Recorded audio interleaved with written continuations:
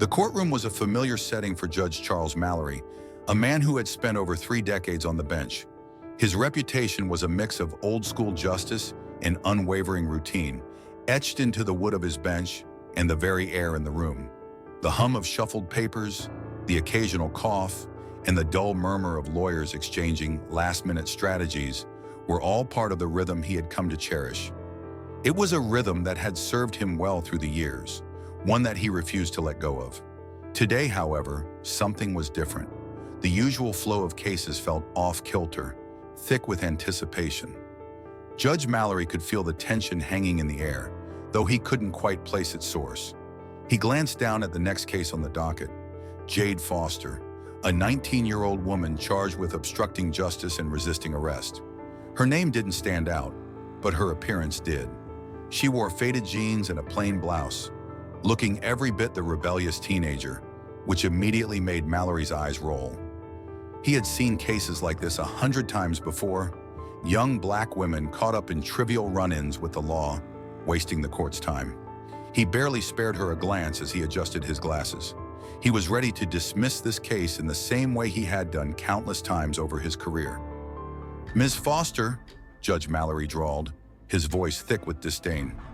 "It says here you were arrested for resisting arrest and obstructing police business, a direct violation of Section 456. Is that correct?" Jade, standing in the defendant's box, remained silent for a moment.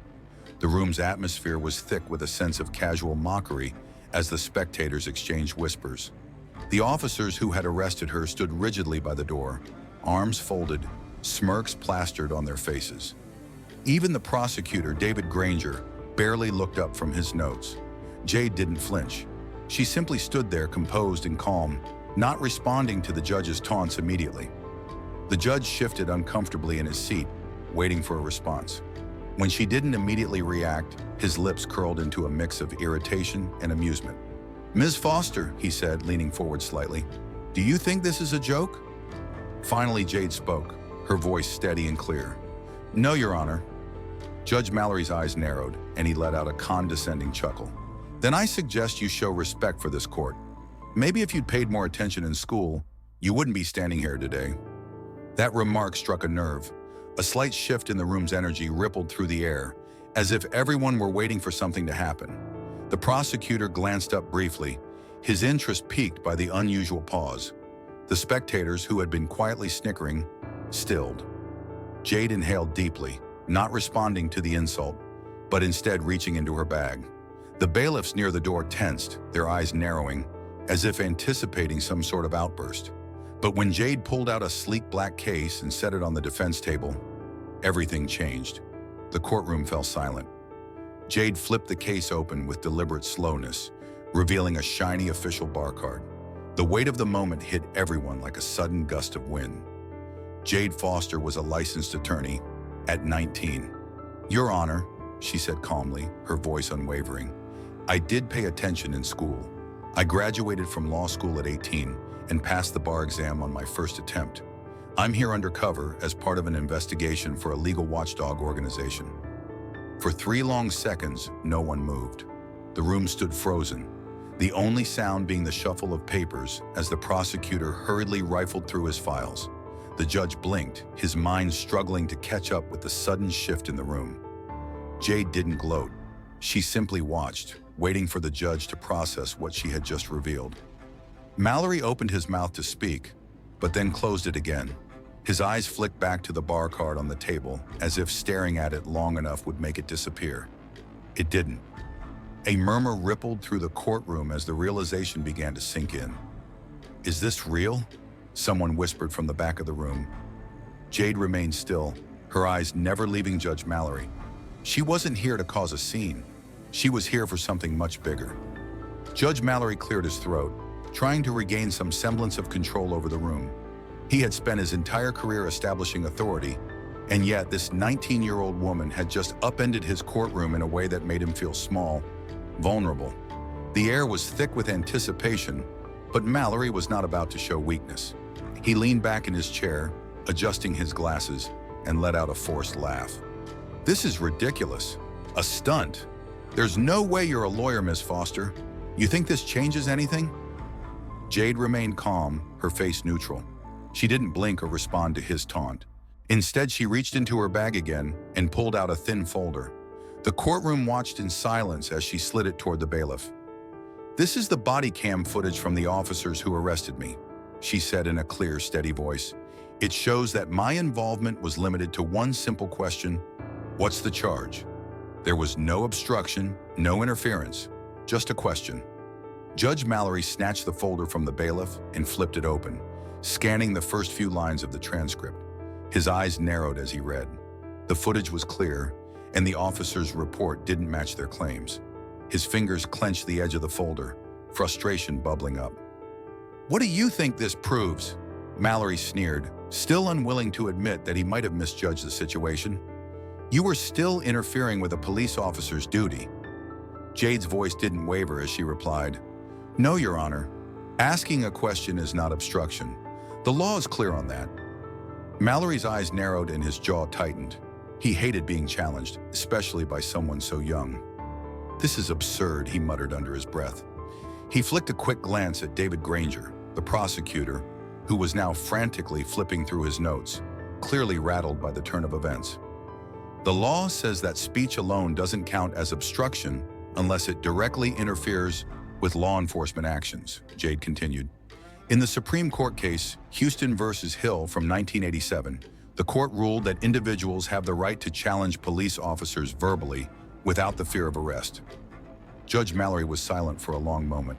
He scanned through the body cam transcript once more, his mind fighting to discredit Jade's argument. He had always prided himself on making swift, no-nonsense decisions, but now it felt like his entire career was hanging by a thread. Granger, who had been looking through his own files, finally looked up, his face pale. "Your Honor, she's right. She's a licensed attorney. The bar card checks out." A wave of shock spread through the courtroom. The murmurs from the spectators intensified. Judge Mallory's grip on his gavel tightened, as if he were holding on to his last shred of control. "This is highly inappropriate," Mallory spat, his voice shaking with barely contained rage. "You think you can just waltz in here and challenge my authority because you're a lawyer? This court does not run on your rules, Miss Foster." Jade remained calm, her expression unreadable.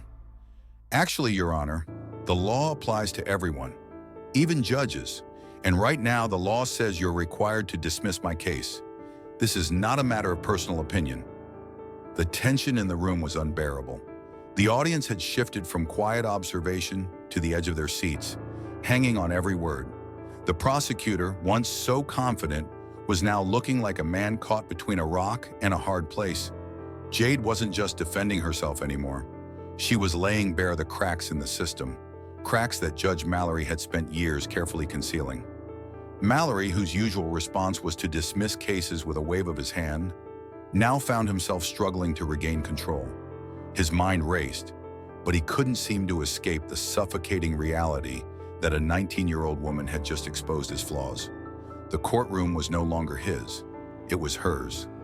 "I don't have to take this," Mallory muttered almost to himself. He was starting to lose the facade of the unshakable judge, the one who had ruled for decades without question. The gavel in his hand suddenly felt useless, the weight of his power slipping through his fingers. Jade leaned in, her voice low and clear, every word deliberate. "Your Honor, I would also like to discuss your sentencing history.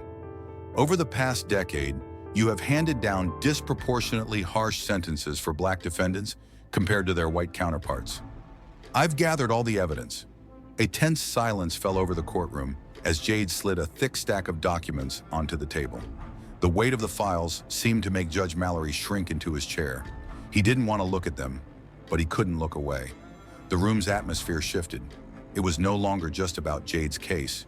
It was about everything Judge Mallory had done over the years of decisions that had now been laid bare, a stain on his record that no gavel could erase. Jade's words hung in the air, every syllable weighted with the truth. Judge Mallory shifted uncomfortably in his seat, his face flushed with a mix of anger and disbelief. His eyes darted from the stack of documents on the table back to Jade, and for the first time in his career, he didn't know how to respond. The room, once filled with murmurs of spectators and the rustling of papers, was now deathly silent. all attention fixed on the young woman before him. Jade didn't give him a moment to gather his thoughts.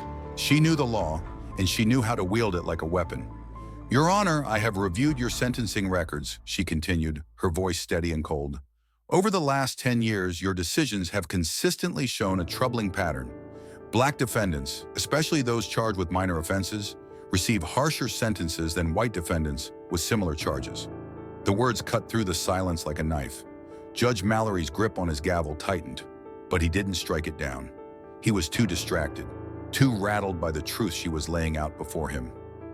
"Let me start with the case from 5 years ago," Jade said, her eyes not leaving Mallory. She flipped to the first page of the documents, her hands moving deliberately. "A white college student arrested for disorderly conduct and resisting arrest. You dismissed the charges, citing youthful indiscretion." She paused, letting the words sink in before flipping to the next page. "A black high school senior arrested for the same charges under the same circumstances. You sentenced him to 60 days in county jail." The courtroom seemed to hold its breath. Mallory's face was growing redder by the second, his jaw tightening as Jade flipped through the pages with precision, each one exposing a new instance of racial disparity. "Here's another case," Jade continued, unfazed by the judge's growing discomfort. "A white defendant caught with marijuana. First offense. You gave him probation. And here," she flipped to the next page, "a black defendant arrested for the same charge, the same first offense. You gave him 3 years in prison." Mallory's hands shook as he gripped the arms of his chair, his eyes scanning the pages, desperately trying to find a way out. But there was no escape. Jade's evidence was clear, undeniable. The weight of it pressed down on him, and the more he resisted, the more the truth seemed to sink into his skin. "Enough!" Mallory finally barked, his voice cracking.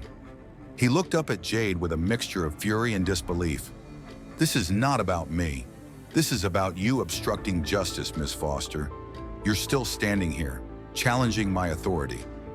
Jade's eyes never wavered. "No, Your Honor. This is about you upholding a system that has oppressed people like me for decades. This is about you using your power to reinforce racial injustice, and now it's time for that to stop." The room was no longer a silent observatory. Spectators had leaned in, their eyes fixed on the unfolding drama. Even David Granger, the prosecutor, was glued to his screen, looking up only to meet Jade's unwavering gaze. "Your Honor," Jade said, her voice now low and deliberate, forcing Mallory to listen.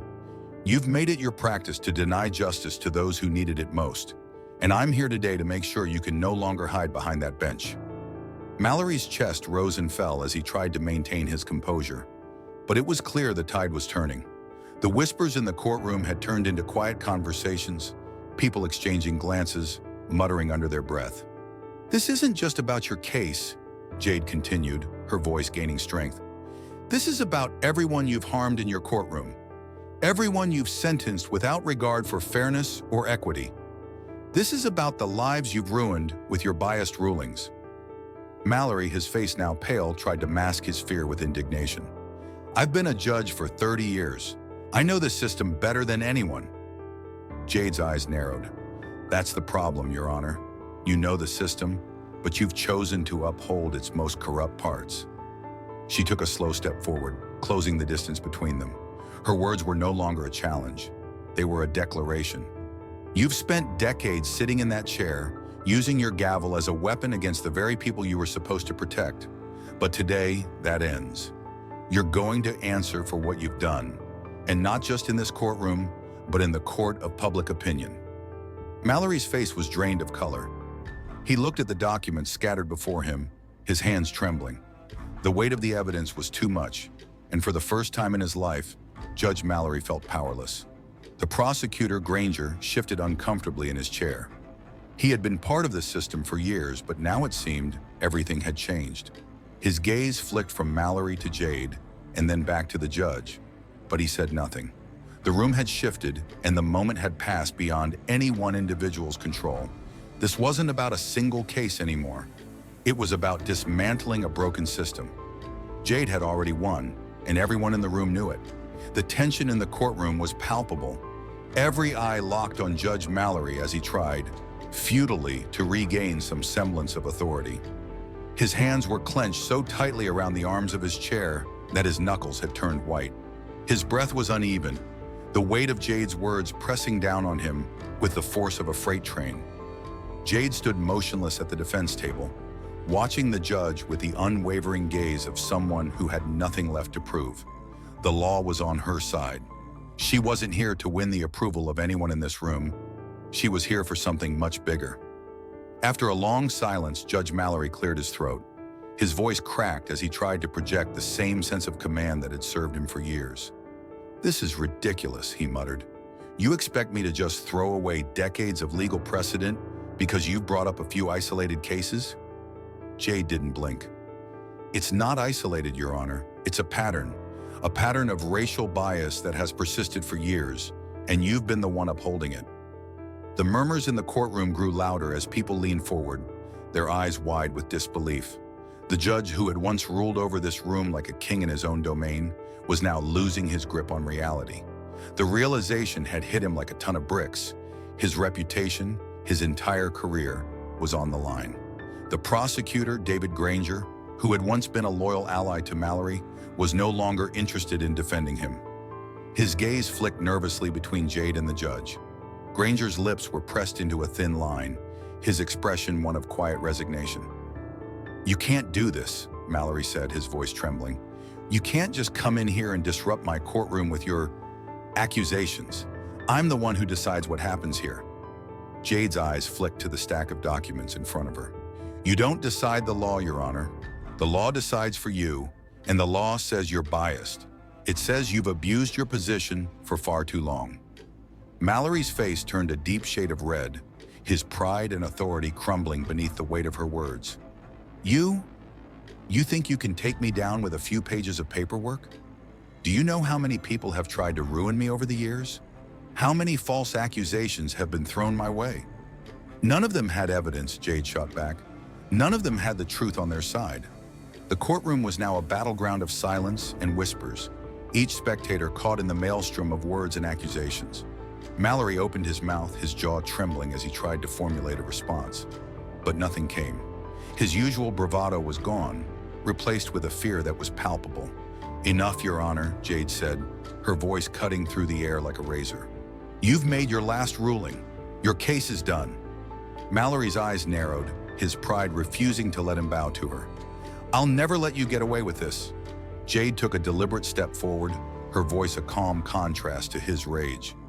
"I'm not here to make you get away with anything. I'm here to make sure you're held accountable for your actions. This isn't about me. This is about the countless people you've harmed in your courtroom, people who didn't have the power to challenge you." The gavel in Mallory's hand hung suspended in the air, as if it were a mere formality now, a piece of wood with no weight behind it. His power, once absolute, had evaporated, leaving him grasping at the remnants of his authority. "You have no case," Jade continued, her words growing sharper with every syllable. "You've been exposed. This case should be dismissed, and your actions should be reviewed." Mallory opened his mouth again, but his voice failed him. He had nothing left to say. His years of power, his years of presiding over cases with a detached arrogance, had come to a sudden and undeniable end. The prosecutor, David Granger, who had been silent throughout most of this exchange, cleared his throat and stood up. His face was pale, his expression hard to read. He turned toward Judge Mallory, his decision already made. "I withdraw the charges," Granger said, his voice low but firm. The words hit the courtroom like a bombshell. Gasps rippled through the audience, and the reporters in the back frantically began typing, trying to capture the moment. Mallory's face drained of color. He looked at Granger as if he had been slapped. "You can't be serious," Mallory spat, his voice shaking with disbelief. "You're withdrawing the charges against this woman? After everything she's done? She's obstructed justice." "No, Your Honor," Granger said, his voice colder now. "You've obstructed justice. We're done here." Judge Mallory's gavel hovered in the air, but it never came down. It no longer mattered. The power he had wielded so confidently for decades was gone, shattered by the very system he thought he had mastered. Jade stood tall, unmoving, as the realization settled over Mallory like a weight he couldn't shake. His career, His legacy was now under investigation. The case that had once seemed so trivial had become the catalyst for something much larger. Jade turned slowly to face the courtroom, her voice carrying with a quiet strength that filled the space. "This isn't just about one man," she said, her eyes sweeping across the room. "This is about the system that has allowed men like Judge Mallory to sit unchallenged for far too long. Today, we've taken the first step toward holding it accountable." As the room erupted into a mix of murmurs and applause, Jade remained calm. This was only the beginning. The fight for justice was far from over, but today the tide had turned, and she was ready for whatever came next. Jade Foster walked out of the courtroom with her head held high, the weight of the moment settling into her bones. The reporters were already on her heels, their cameras flashing and microphones thrust in her direction, but she didn't flinch.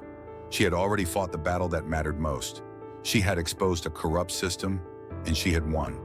The flashes of light from the cameras illuminated her face, but Jade didn't need the recognition. She had already done what needed to be done.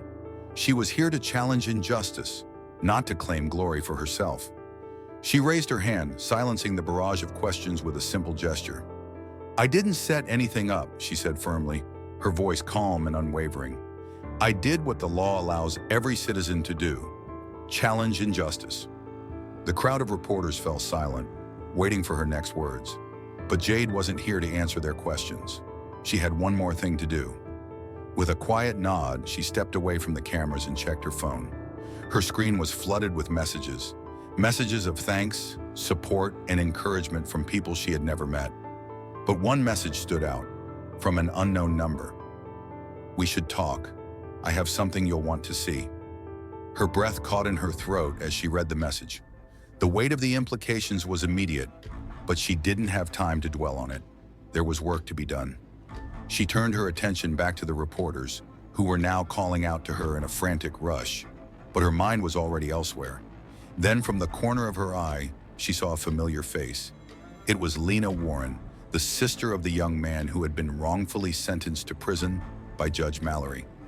Lena's eyes locked with hers, and the look they shared spoke volumes. No words were necessary.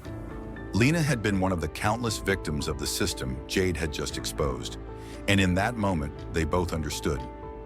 This victory was for her brother, and for every other person who had suffered under the weight of racial injustice. Jade gave Lena a small, respectful nod before turning away.